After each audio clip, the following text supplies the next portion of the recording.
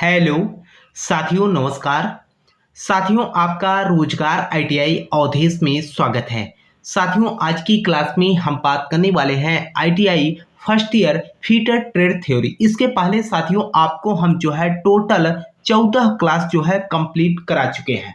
जो भी साथी पिछली क्लास को न देख पाए हों तो आप जो है चैनल के प्लेलिस्ट में जाकर वहां से क्लास देख सकते हैं। और मैंने आप लोगों से पहले भी बताया था मेरे भाई, अभी जो स्टूडेंट जो है सेकेंड ईयर का पेपर दे के आए हैं उनसे पूछिएगा तो आपको बहुत ही अच्छे ढंग से बताएंगे कि नीमी से ही सारे के सारे प्रश्न पूछे जा रहे हैं। यहाँ पर मैं आपको नीमी का जो है क्वेश्चन हल करा रहा हूं और साथ में आपको मैंने प्रीवियस ईयर का पेपर भी दे दिया है। 2-3 सेट हमने आपको हल करा दिया है, तो आप जो है उस पेपर को भी देखकर समझ सकते हो कि किस तरीके के जो है आपकी परीक्षा में प्रश्न पूछे जा रहे हैं। तो आइए साथियों क्लास को स्टार्ट करते हैं। और क्लास को स्टार्ट करने से पहले आप लोगों से एक छोटा सा निवेदन रहेगा मेरे भाई, जो भी साथी चैनल पे पहली बार हो चैनल को सब्सक्राइब कर लीजिएगा और अपने मित्र के पास भी जो है क्लास को शेयर कर देना ताकि वे भी जो है क्लास से जुड़कर अपनी पढ़ाई कर सके।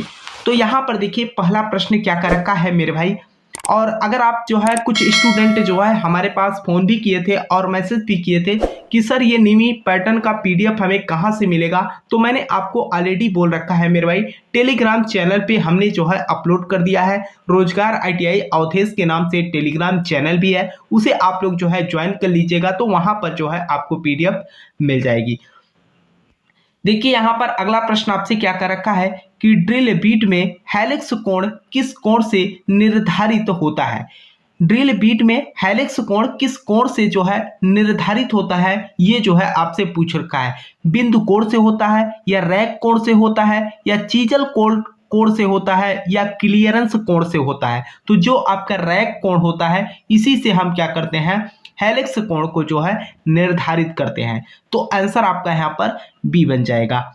देखिए अगला प्रश्न आपसे यहाँ पर क्या पूछ रखा है।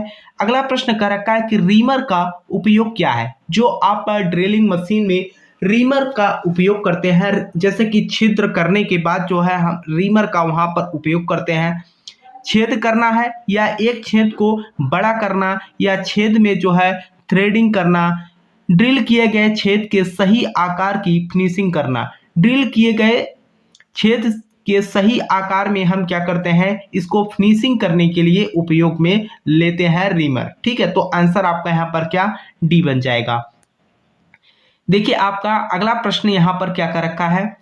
अगला प्रश्न आपसे कह रखा है कि टाइप एन ट्विस्ट ड्रिल का उद्देश्य क्या है। टाइप एन ट्विस्ट ड्रिल का उद्देश्य क्या होता है, ये जो है आपसे पूछ रखे हैं कि कठोर मटेरियल के लिए इस्तेमाल होता है या भंगुर सामग्री के लिए हम इस्तेमाल करते हैं। आगे आपसे यहाँ पर कह रखा है कि नरम और सख्त सामग्री के लिए उपयोग किया जाता है। आगे कर रखा है कि निम्न कार्बन स्टील के लिए उपयोग किया जाता है। तो ये जो है हम क्या करते हैं, निम्न कार्बन स्टील के लिए हम इसमें उपयोग करते हैं। तो आंसर आपका यहाँ पर क्या डी बन जाएगा। ठीक है, आइए अगले प्रश्न पे बात करते हैं। तो देखिए आपका अगला प्रश्न यहाँ पर क्या कर रखा है। अगला प्रश्न कर रखा है कि कौन से रीमर में लंबा टेपर लीड होगा। कौन से रीमर में लंबा टेपर लीड होता है, तो आपके जो सॉकेट रीमर होता है इसमें जो है लंबा लीड होता है। तो आंसर आपका यहाँ पर बी बन जाएगा। आइए अगले प्रश्न पे बात करते हैं। देखिए यहाँ पर अगला प्रश्न आपसे यहाँ पर क्या कर रखा है कि पायलट के साथ हैंड रीमर में पायलट का कार्य क्या है। पायलट के साथ हैंड रीमर में पायलट का कार्य क्या है, ये जो है आपसे पूछ रखा है। अगर हम यहाँ पर पायलट की बात करते हैं तो ये जो है देखिए होल का आकार सही रखें, या आगे आपसे कर रखा है कि होल से बर्ब को दूर करता है। आगे आपसे यहाँ पर क्या कर रखा है कि रीमर की सुचारू कार्य प्रणाली प्रदान करें। अगला कर रखा है कि रीमर को रिमंड होने वाले होल के साथ जो है कंसेंट्रिंग करने के लिए, रीमर को रिमंड होने वाले होल के साथ हम क्या करते हैं, कंसेंट्रिंग करने के लिए हम इसका उपयोग करते हैं। तो आंसर आपका यहाँ पर क्या डी बन जाएगा। देखिए अगला प्रश्न मेरे भाई आप लोगों का यहाँ पर क्या पूछ रखा है। अगला प्रश्न आपसे कर रखा है कि ड्रिल के बिंदु कोण को कौन तय करता है। ड्रिल के बिंदु कोण को जो है कौन तय करता है, ये जो है आपसे पूछ रखा है। अगर हम ड्रिल कि बिंदु कोण की बात करें तो देखिए यहाँ पर पहला कर रखा है कि ड्रिल मटेरियल या जॉब मटेरियल या काटने की गति या ड्रिल साइज।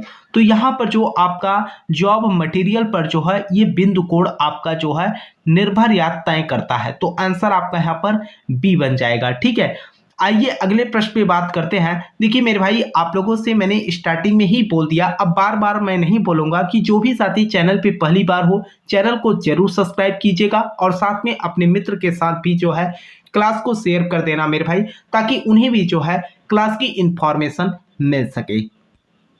देखिए मेरे भाई, ये प्रश्न आपकी परीक्षा के लिए वेरी वेरी इंपॉर्टेंट है। जैसा कि मैंने आप लोगों को पहले भी बताया था मेरे भाई कि जो आपके चित्र वाले प्रश्न है ना, नीमी पैटर्न के पीडीएफ पे आपको सीधे यही प्रश्न जो है आपके एनसीईआरटी बोर्ड के द्वारा जो सीबीटी परीक्षा आप लोगों की कंप्लीट कराई जाएगी, उसमें भी आपको यहाँ पर मैं आपको बता दूं कि ऑप्शन तक भी एनसीईआरटी बोर्ड जो है मेरे भाई बदलाव नहीं करती है।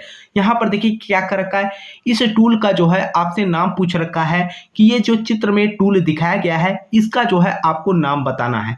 अगर हम इसके नाम की बात करें तो आप यहाँ पर देख सकते हो कि इसका नाम जो आपका होता है कर रखा है कि स्टोन ड्रेसर है या डायमंड ड्रेसर है, ये स्टार व्हील ड्रेसर है। कौन सा? स्टार व्हील ड्रेसर है। तो आंसर आपका यहाँ पर क्या? सी बन जाएगा। एक व्हील लगा होता है आपका, है ना, तो आंसर आपका यहाँ पर सी बन जाएगा। देखिए आपका अगला प्रश्न यहाँ पर 29 नंबर क्या कर रखा है, कर रखा है कि कौन ग्राइंडिंग व्हील में बॉन्ड की ताकत को इंगित करता है। कौन ग्राइंडिंग व्हील में बॉन्ड की ताकत को जो है इंगित करता है, ग्रेड करता है। ये जो ग्रेड होता है यही जो है आपकी ताकत को क्या करता है, इंगित करता है ग्राइंडिंग व्हील का। तो आंसर आपका यहाँ पर बी बन जाएगा। देखिए आपका अगला प्रश्न यहाँ पर क्या कर रखा है, अगला प्रश्न आपसे कर रखा है कि उस दोष का क्या नाम है अगर ग्राइंडिंग व्हील की सतह चिकनी और चमकदार हो जाए। उस दोष का क्या नाम है अगर ग्राइंडिंग व्हील की सतह चिकनी और चमकदार हो जाए। चिकनी और चमकदार हो जाए तो उस कंडीशन में अगर हम यहाँ पर बात करते हैं तो ये जो है आपका ग्लेजिंग हो जाएगा। क्या? ग्लेजिंग। तो आंसर आपका यहाँ पर क्या? ए बन जाएगा। देखिए आगे के प्रश्न आपके यहाँ पर क्या पूछ रखा है। आगे का प्रश्न मेरे भाई आपसे कह रखा है कि क्यों कृषि उपकरण राट आयरन से बनते हैं। जो आपके कृषि उपकरण होते हैं, टूल्स होते हैं, उनको जो है हमेशा राट आयरन से ही क्यों बनाते हैं। ये जो है कम लागत का होता है या भारी वजन का होता है या घिसाव रोधी होता है या जंग प्रतिरोधी होता है। तो ये जो है आपका क्या होता है, जंग प्रतिरोधी होता है, इसीलिए हम क्या करते हैं, राट आयरन से बना लेते हैं। तो आंसर आपका यहाँ पर क्या हो जाएगा, डी बन जाएगा। ठीक, आइए अगले प्रश्न पे बात करते हैं। तो देखिए अगला प्रश्न आपका यहाँ पर क्या कर रखा है, कर रखा है कि ब्लास्ट फर्नेस में यक्ष के रूप में चिन्हित भाग का नाम क्या है। ब्लास्ट फर्नेस यहाँ का चित्र दिखाया गया है, उसमें पूछ रखा है कि यक्ष के रूप में चिन्हित भाग का जो है आपको नाम बताना है। आइए चित्र को देखते हैं। अब यहाँ पर देखिए ब्लास्ट फर्नेस की जो भट्टी दिखाई गई है आपको, यहाँ पर जो है आपसे पूछ रखा है कि ये जो भाग आपको यहाँ पर दिखाया गया है मेरे भाई, आप ध्यान से देखिएगा, इस भाग को जो आपको यहाँ पर दिखाया गया है इसका जो है नाम क्या है ना। अगर हम इसके नाम की बात करते हैं तो ये आपका क्या होता है, टूवेट्स होता है। क्या होता है, टूवेट्स होता है। तो आंसर आपका यहाँ पर ए ही बन जाएगा। देखिए आपका अगला प्रश्न आपका ये क्या कर रखा है, और ये आपकी सीबीटी परीक्षा के लिए वेरी वेरी इंपॉर्टेंट प्रश्न है मेरे भाई। कर रखा है कि कास्ट आयरन एलॉय में कार्बन कंटेंट की रेंज क्या होती है, कितने प्रतिशत तक इसकी जो है मात्रा उपलब्ध होती है ना। तो ये जो है आपकी मात्रा जो उपलब्ध होती है 2 से 4% तक होता है। तो आंसर आपका यहाँ पर ए बन जाएगा। देखिए अगला प्रश्न आपसे यहाँ पर क्या कर रखा है कि वर्नियर माइक्रोमीटर में यक्ष के रूप में चिन्हित भाग का नाम क्या है। वर्नियर माइक्रोमीटर में यक्ष के रूप में चिन्हित भाग का जो है आपसे नाम पूछ रखा है। अगर इसकी मैं बात करूं, आपको मेरे भाई कल के ही डेट में मैंने आपको प्रीवियस ईयर का पेपर कराया है, आप जो है देख लीजिएगा कि उसमें मैंने आपको ये प्रश्न कराया है कि नहीं। और आप यहाँ पर देख सकते हो मेरे भाई, सीधे तौर पे आपके जो है प्रीवियस ईयर के पेपर में पूछा गया प्रश्न है। और यहाँ पर देख सकते हो सीधे का सीधे जो है नीमी से जो है प्रश्नों को उठाकर पूछा गया है। अब यहाँ पर मैंने आपको बताया भी था कि ये आपका थिम्बल होता है और थिम्बल के ऊपर जो है एक कटिंग कटी होती है, जो कि मैंने आपको बताया भी था कि ये नर्लिंग कटा होता है, जिससे कि ये इसमें जो है फिसलन ना हो। तो आपका आंसर यहाँ पर क्या बन जाएगा, अगर हम बात करें तो ये आप ध्यान से देखिए, तो ये जो है चित्र देखने पर आपको समझ में आ गया होगा कि ये जो है आंसर आपका क्या हो जाएगा, थिम्बल हो जाएगा। ठीक, तो आंसर आपका यहाँ पर सी बन जाएगा। आइए अगले प्रश्न पे बात करते हैं। तो देखिए आपका अगला प्रश्न यहाँ पर क्या कर रखा है, अगला प्रश्न कह रखा है कि टूटे हुए स्टड को हटाने की विधि क्या है। और ये भी प्रश्न मेरे भाई मैंने आपको जो प्रीवियस ईयर का पेपर कल के डेट में मैंने आपको हल कराया, उसमें जो है मैंने आपको कराया भी है। टूटे हुए स्टड को जो है हटाने की विधि क्या है। अगर हम हटाने की विधि की बात करें तो यहाँ पर आप देख सकते हो एक पंच के माध्यम से हम हैमर को जो है इस पर प्रहार कर रहे हैं, उसके बाद जो है ये ऊपर की तरफ निकल आएगा, है ना। तो अगर हम इसकी बात करें तो ये जो है किसके द्वारा किया जा रहा है, प्रिक पंच विधि के द्वारा हम क्या कर रहे हैं, इसको बाहर निकाल रहे हैं। तो आंसर आपका यहाँ पर बी बन जाएगा। देखिए आपका अगला प्रश्न यहाँ पर क्या कर रखा है, अगला प्रश्न आपसे कर रखा है कि एक ड्रिल किए गए छेद के अंत को बेवलिंग का कार्य क्या है। बेवलिंग का जो है कार्य पूछ रखा है कि इसका जो है कार्य क्या है। अगर हम कार्य की बात करें तो रीमिंग या स्पॉट फेसिंग, काउंटर बोरिंग, ये जो है काउंटर सीकिंग करता है। क्या करता है, काउंटर सीकिंग करता है। तो आंसर आपका यहाँ पर डी बन जाएगा। देखिए आपका अगला प्रश्न यहाँ पर क्या कर रखा है, अगला प्रश्न आपसे कह रखा है कि यदि क्लियरेंस कोण गलत है तो क्या प्रभाव होगा। यदि क्लियरेंस कोण जो है आपका गलत है तो यहाँ पर जो है क्या प्रभाव पड़ेगा, ये जो है आपसे पूछ रखा है। तो यहाँ पर अगर हम क्लियरेंस कोण की बात करते हैं तो ये जो है किसके कारण होता है। तो यहाँ पर देखिए पहला कर रखा है कि बड़े आकार के होल के कारण, ये जो है ओवर हीट ड्रिल के कारण जो है ये गलत प्रभाव होता है। तो आंसर आपका यहाँ पर क्या, बी बन जाएगा। देखिए आपका अगला प्रश्न मेरे भाई क्या कर रखा है, और मैंने आप लोगों से पहले भी बोल चुका हूं मेरे भाई, अगर आपको किसी भी प्रश्न को लेकर कोई भी डाउट होता है तो आप नीचे कमेंट बॉक्स में जरूर कमेंट कर दिया करिए, ताकि मैं आपको नेक्स्ट क्लास में उस प्रश्न के बारे में बात कर सकूं। यहाँ पर देखिए क्या कर रखा है कि यक्ष के रूप में चिन्हित भाग का जो है आपसे नाम पूछ रखा है कि यक्ष के रूप में जो चिन्हित भाग यहाँ पर दिखाया गया है उसका नाम क्या है। सबसे पहले तो आइए चित्र देखते हैं कि आखिर चित्र में है क्या, है ना। और ये आप देख सकते हो ये क्या दिखाया गया है, ये चित्र में जो है आपको दिखाया क्या गया है, आप जो है समझ गए होंगे कि ये कौन सा चित्र दिखाया गया है। अब यहाँ पर देखिए तो ये जो है आपका मल्टीपल कटिंग टूल्स है, और ये जो दिखाया गया है आपको यहाँ पर ये भाग जो दिखाया गया है यही तो पूछ रखा है कि ये क्या है, हील है कि कटिंग एज है कि धनात्मक रैक कोण है या जो है आपका ऋणात्मक रैक कोण है। तो अगर हम बात करें तो ये आपका क्या है, ऋणात्मक रैक कोण के नाम से जाना जाता है। तो आंसर आपका डी बन जाएगा। आइए अगले प्रश्न पे बात किया जाए तो देखिए आपका अगला प्रश्न क्या कर रखा है कि आंतरिक मैट्रिक मोड्स टेपर्ड होल्स को रीमिंग करने के लिए किस रीमर का उपयोग किया जाता है। किस रीमर का उपयोग किया जाता है, आंतरिक मैट्रिक्स मोड्स टेपर्ड होल्स को रीमिंग करने के लिए किस रीमर का उपयोग किया जाता है। तो इसमें हम किस रीमर का उपयोग करते हैं, हेलिक्स फ्लू रीमर का, या आगे आपसे यहाँ पर क्या कर रखा है, आगे कर रखा है कि पायलट के साथ हैंड रीमर का या टेपर पिन हैंड रीमर का। तो इसमें जो है समांतर सैग के साथ सॉकेट रीमर का हम क्या करते हैं, उपयोग करते हैं। तो आंसर आपका यहाँ पर डी बन जाएगा। देखिए आपका अगला प्रश्न मेरे भाई यहाँ पर क्या कर रखा है, अगला प्रश्न देखिए आपसे कर रखा है कि इस रीमर के प्रकार का नाम बताइए। ये जो रीमर टूल आपको यहाँ पर दिखाया गया है इसका जो है आपसे सीधे सीधे जो है नाम पूछ रखा है। सबसे पहले तो आप चित्र देखिए, और चित्र को दिखाने का हमारा बस एक ही उद्देश्य है मेरे भाई कि आपके सीबीटी परीक्षा में सीधे जो है यही प्रश्न देखने को मिलेगा भी, है ना। यहाँ पर देखिए अगर हम बात करते हैं तो ये आपका जो है हैंड रीमर के नाम से जाना जाता है। किसके नाम से, हैंड रीमर है। तो आंसर आपका यहाँ पर ए ही बन जाएगा। देखिए आपका अगला प्रश्न यहाँ पर क्या कर रखा है, अगला प्रश्न आपसे कह रखा है मेरे भाई कि यक्ष से चिन्हित भाग का नाम क्या है। यक्ष से चिन्हित भाग का जो है आपसे यहाँ पर नाम पूछ रखा है कि इसका जो है नाम बता दीजिए। और कल मैंने आपको जो प्रीवियस ईयर का पेपर मेरे भाई मैंने आपको हल कराया, उसमें जो है ये प्रश्न मैंने आपको करा भी चुका हूँ।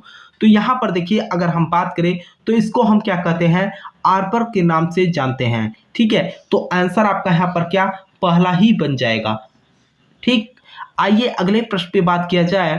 तो देखिए आपका अगला प्रश्न यहाँ पर क्या कर रखा है कि कौन से रीमर में एक लंबा टेपर लीड होता है। कौन से रीमर में एक लंबा टेपर लीड होता है, ये जो है आपसे पूछ रखा है। सॉकेट रीमर होता है या हैंड रीमर होता है, मशीन रीमर या हेलिक्स फ्लूटेड रीमर। तो ये जो है आपका क्या होता है, हैंड रीमर होता है। तो आंसर आपका यहाँ पर क्या, बी बन जाएगा।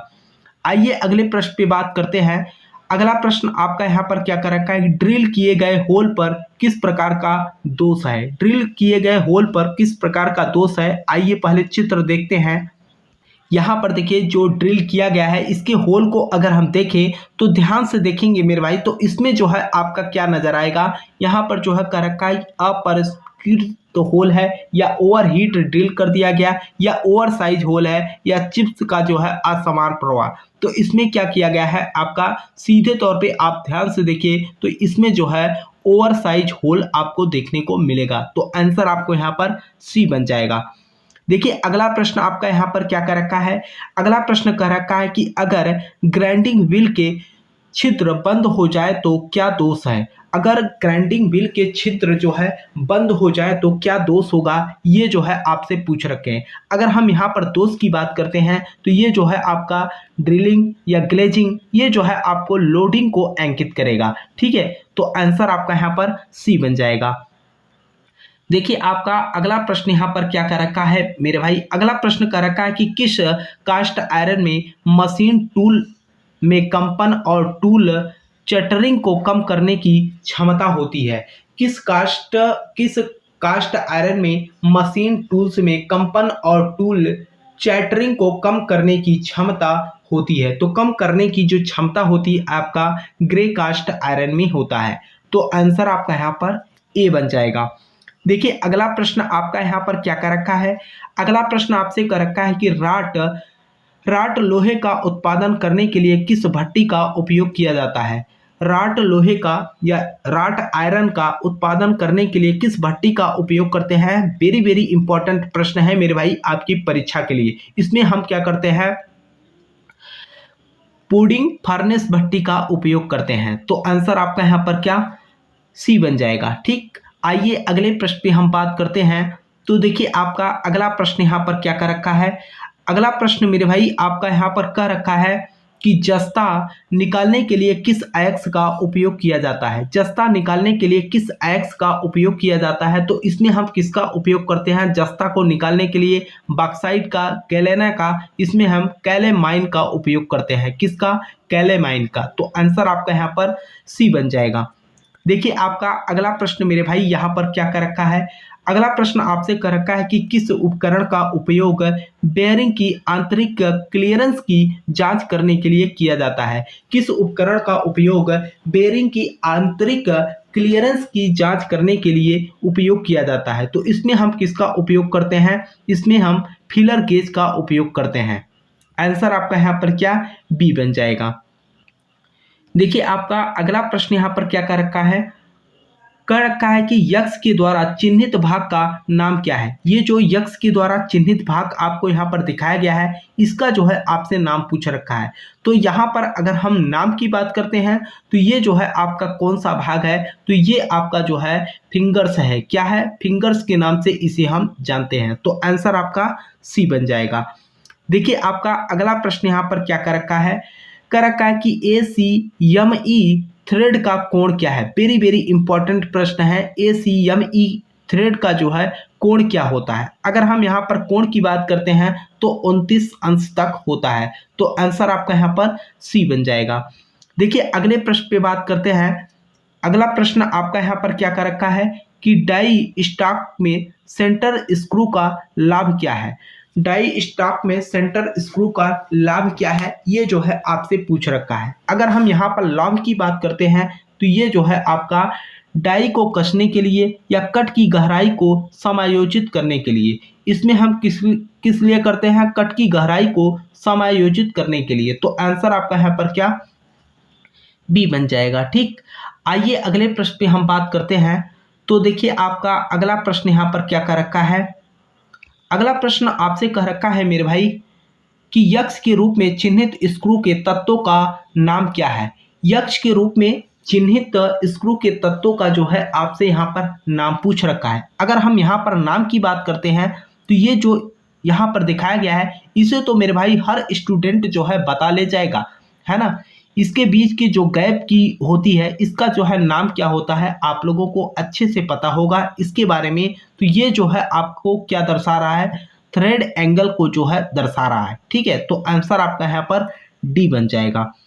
देखिए आपका अगला प्रश्न यहाँ पर क्या कर रखा है, कर रखा है कि कौन सा पद एक पूर्ण घुमाव में स्क्रू के अच्छी गति का वर्णन करता है। कौन सा पद एक पूर्ण घुमाव में स्क्रू के अच्छी गति का जो है वर्णन करता है। तो कौन करता है, आपका लीड करता है। ठीक है, तो आंसर आपका यहाँ पर ए बन जाएगा। देखिए अगला प्रश्न आपका यहाँ पर क्या कर रखा है, कर रखा है कि ड्रिल बीट का साइज कैसे मापा जाता है। ड्रिल बीट का साइज कैसे मापा जाता है ये जो है आपसे पूछ रखा है। अगर हम ड्रिल बीट के साइज की माप की बात करें तो किस तरीके से मापते हैं, फ्लूइड्स के बीच या लैंड के बीच। तो हम क्या करते हैं, लैंड के जो है बीच में मापते हैं। तो आंसर आपका बी बन जाएगा। देखिए अगला प्रश्न आपका यहाँ पर क्या कर रखा है, अगला प्रश्न कर रखा है कि सामान्य प्रयोजन ड्रिल का हेलिक्स कोण क्या है। सामान्य प्रयोजन ड्रिल का हेलिक्स कोण क्या है ये जो है आपसे पूछ रखा है। अगर हम हेलिक्स कोण की बात करते हैं कितना होता है, 27.5 अंश तक होता है। तो आंसर आपका यहाँ पर सी बनेगा। देखिए आपका आगे प्रश्न यहाँ पर क्या कर रखा है, और मैंने आप लोगों से पहले भी बोला है मेरे भाई कि जो आपके चित्र वाले प्रश्न हैं उस पर आप लोग विशेष रूप से फोकस करिएगा, क्योंकि आपके परीक्षा में जो है सीधे का सीधे जो है मेरे भाई चित्र वाले प्रश्न देखने को आपको मिलेंगे। 10 से 12 प्रश्न जो है आपके चित्र वाले ही पूछे जाएंगे। कर रखा है कि इस टूल का नाम क्या है। जो टूल यहाँ पर आपको ये दिखाया गया है इस टूल का जो है सीधे जो है आपसे नाम पूछ रखा है। अगर हम यहाँ पर नाम की बात करते हैं तो ये जो है आपका क्या है, पायलट ड्रिल है या काउंटर सिंक है या ड्रिल के साथ पायलट। ये जो है आपका काउंटर सिंक के साथ जो है पायलट है। तो आंसर आपका यहाँ पर क्या, डी बन जाएगा। देखिए आपका अगला प्रश्न यहाँ पर क्या कर रखा है, अगला प्रश्न आपका यहाँ पर मेरे भाई कह रखा है कि एक रीमर का कौन सा भाग चिप्स निकालने के लिए डिजाइन किया गया है। एक रीमर का कौन सा भाग चिप्स निकालने के लिए डिजाइन किया गया है। डिजाइन जो किया गया है मेरे भाई ये किसके लिए किया गया है, यही तो आपसे पूछ रखा है। ये जो है फ्लूट के लिए जो है हम क्या किए हैं, डिजाइन करके रखे हैं। तो आंसर आपका यहाँ पर बी बन जाएगा। देखिए आपका अगला प्रश्न यहाँ पर क्या कर रखा है, अगला प्रश्न आपसे कह रखा है मेरे भाई कि टाइप यस ट्विस्ट ड्रिल का उद्देश्य क्या है। टाइप यस ट्विस्ट ड्रिल का जो है उद्देश्य क्या है, ये जो है आपसे पूछ रखा है कि कठोर धातु के लिए उपयोग किया जाता है, या आगे आपसे कह रखा है कि उच्च कार्बन स्टील के लिए जो है उपयोग किया जाता है, या नरम और सख्त सामग्री के लिए हम क्या करते हैं, इसका उपयोग करते हैं। तो आंसर आपका यहाँ पर सी बन जाएगा। देखिए आपका अगला प्रश्न यहाँ पर क्या कर रखा है, 59 नंबर कर रखा है कि ड्रिलिंग में रफ छेद होने का कारण क्या है। ड्रिलिंग में रफ छेद होने का कारण क्या है, ये जो है आपसे पूछ रखा है। ठीक है, अगर हम यहाँ पर ड्रिलिंग में रफ छेद होने का कारण पूछ रखा है तो यहाँ पर आपका आंसर क्या बनेगा, असमान बिंदु का जो है पतला होना, या ड्रिलिंग पॉइंट केंद्र में नहीं है, या क्लियरेंस एंगल गलत है। आगे आपसे यहाँ पर क्या कह रखा है, आगे यहाँ पर कह रखा है कि ड्रिल के कटिंग एज काटने में तेज नहीं है। तो आंसर आपका यहाँ पर डी बन जाएगा। ठीक, आइए अगले प्रश्न पे हम बात करते हैं। तो देखिए आपका अगला प्रश्न यहाँ पर क्या कर रखा है, अगला प्रश्न कर रखा है कि इस ऑपरेशन का नाम क्या है। जो ऑपरेशन यहाँ पर आपको दिखाया गया है इस ऑपरेशन का जो है सीधे आपसे नाम पूछ रखा है।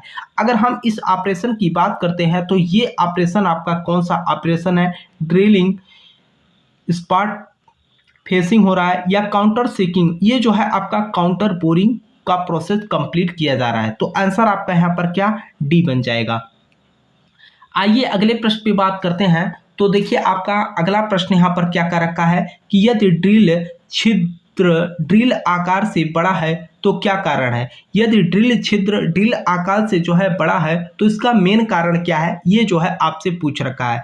ड्रिल तेज नहीं है, या फीड दर जो है बहुत अधिक है, काटने की गति बहुत अधिक है, कर्तन किनारे के असमान कोण। तो आंसर आपका यहाँ पर क्या डी बन जाएगा। देखिए आपका अगला प्रश्न मेरे भाई यहाँ पर क्या कर रखा है। अगला प्रश्न आपका यहाँ पर कह रखा कि चूड़ी के दोनों सतहों से जुड़ने वाले शीर्ष सतह को कहते हैं। चूड़ी के दोनों सतहों के जुड़ने वाले शीर्ष को हम क्या कहते हैं, पिच कहते हैं मेरे भाई। ये तो सभी को पता होगा इसके बारे में, है ना। अगर चूड़ी के दोनों सतहों के बीच गैप कहता तब मेरे भाई मैं बोल सकता था कि पिच बोलते हैं। जुड़ने वाले शीर्ष सतह को कहते हैं, जुड़ने वाले शीर्ष सतह को हम क्या बोलते हैं, यहाँ पर क्रेस्ट बोलते हैं। क्या, क्रेस्ट। तो आंसर आपका यहाँ पर बी बनेगा। देखिए अगला प्रश्न आपका यहाँ पर क्या कर रखा है। अगला प्रश्न कर रखा है कि ग्राइंडिंग व्हील के विनिर्दिष्ट 32A4 46H 8V में V क्या दर्शा रहा है। V जो है ये क्या दर्शा रहा है, ये जो है आपका पूछ रखा है। ये V जो है आपका ब्रांड को दर्शा रहा है, ठीक है, बॉन्ड को दर्शा रहा है। तो आंसर आपका ए बन जाएगा। देखिए अगला प्रश्न आपका यहाँ पर क्या कर रखा है। अगला प्रश्न आपसे यहाँ पर कर रखा है कि डाई स्टील की ग्राइंडिंग के लिए किस प्रकार के एब्रेसिव पहिया का उपयोग किया जाता है। किस प्रकार के एब्रेसिव पहिया का उपयोग किया जाता है। तो इसमें हम किसका उपयोग करते हैं, सफ़ेद एल्युमिनियम ऑक्साइड का उपयोग करते हैं। ये प्रश्न मैंने आपको प्रीवियस ईयर के पेपर में हल भी करा चुका हूं मेरे भाई, है ना। आइए अगले प्रश्न पे बात करते हैं। तो देखिए आपका अगला प्रश्न यहाँ पर क्या कर रखा है कि कौन सा शब्द व्यक्तिगत अपघर्षक ग्रेन्स के बीच मौजूदा बॉन्ड की मात्रा को इंगित करता है। बीच मौजूदा बॉन्ड की मात्रा को जो है इंगित करता है। तो इसमें जो है जो इंगित करता है आपका संरचना करता है, ठीक है। तो आंसर आपका यहाँ पर डी बन जाएगा। आइए अगले प्रश्न पे बात किया जाए। तो देखिए अगला प्रश्न आपका यहाँ पर क्या कर रखा है कि वर्नियर माइक्रोमीटर में यक्स के रूप में चिन्हित भाग का नाम क्या है। वर्नियर माइक्रोमीटर में यक्स के रूप में चिन्हित भाग का जो है आपसे यहाँ पर नाम पूछ रखा है कि इसका जो है नाम क्या है। अगर इसके नाम की मैं बात करूँ, बैरल, थिम्बल तो ये होता है मेरे भाई। आगे ऑप्शन देखते हैं। आगे यहाँ पर देखिए क्या कर रखा है, डेडम लाइन या वर्नियर डिवीजन। तो ये आपका क्या है, वर्नियर डिवीजन है। तो आंसर आपका यहाँ पर डी बन जाएगा। देखिए अगला प्रश्न आपका यहाँ पर क्या कर रखा है कि टेलीस्कोपिक गेज के यक्स के रूप में चिन्हित भाग का जो है आपसे नाम पूछ रखा है। तो यहाँ पर अगर हम नाम की बात करते हैं तो ये जो है आपका क्या है, टेलीस्कोपिक लेंस है। तो आंसर आपका यहाँ पर क्या डी बन जाएगा। देखिए अगला प्रश्न क्या कर रखा है, इस टूल का नाम क्या है। जो ये टूल आपको यहाँ पर दिखाया गया है इसका जो है आपसे नाम पूछ रखा है। तो ये जो टूल है आपका क्या है, काउंटर सिंक टूल है। कौन सा, काउंटर सिंक टूल है। तो आंसर आपका यहाँ पर सी बन जाएगा। देखिए आपका अगला प्रश्न यहाँ पर क्या कर रखा है। अगला प्रश्न आपसे कर रखा है कि ड्रिल बिट में यक्स के रूप में चिन्हित कोण का नाम क्या है। ड्रिल बिट में यक्स के रूप में चिन्हित कोण का नाम क्या है। चिन्हित कोण की अगर हम बात करें तो यहाँ पर आपका जो आंसर बनेगा मेरे भाई वह क्या हो जाएगा। देखिए ऑप्शन को अगर हम देखें तो ये आपका बिंदु कोण है। क्या है, बिंदु कोण हो जाएगा, ठीक। तो आंसर आपका यहाँ पर सी बन जाएगा, ठीक। ये रहा साथियों आज की क्लास, और मुझे उम्मीद है कि आप लोगों को जो है क्लास समझ में आई होगी। अगर आपको किसी भी प्रश्न को लेकर कहीं पर भी कोई डाउट हो तो आप नीचे कमेंट बॉक्स में जरूर कमेंट कीजिएगा, ठीक है। और साथ में आप लोग जो है क्लास को अपने मित्र के पास भी जो है शेयर कीजिएगा, ताकि वे भी जो है क्लास से जुड़कर अपनी पढ़ाई कर सके। और मैं आप लोगों से एक छोटा सा निवेदन भी करूंगा कि जो भी साथी अभी तक जो है चैनल को सब्सक्राइब न किए हों, चैनल को सब्सक्राइब कर लीजिएगा, ताकि आपको आगे भी आईटीआई से रिलेटेड हर अपडेट की जानकारी और आईटीआई की क्लास की नोटिफिकेशन आप तक पहुंच सके। तब तक के लिए साथियों आपसे मिलते हैं नेक्स्ट क्लास में। तब तक के लिए जय हिंद, जय भारत।